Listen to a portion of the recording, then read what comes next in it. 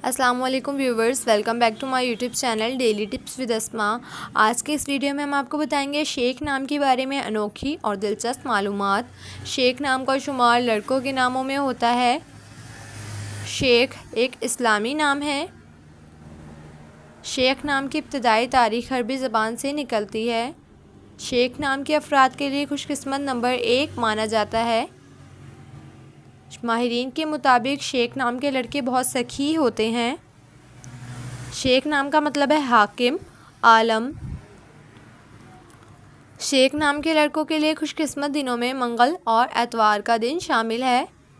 शेख नाम के अफराद के लिए मुआफ़िक रंगों में सुर्ख, हल्का सब्ज़ और जंगनुमा रंग शामिल हैं। शेख नाम के अफराद के लिए मुआफ़िक पत्थरों में पुखराज पत्थर शामिल है। खुशकिस्मती वाली धातों में हिस्सों के हिसाब से तांबा शामिल है।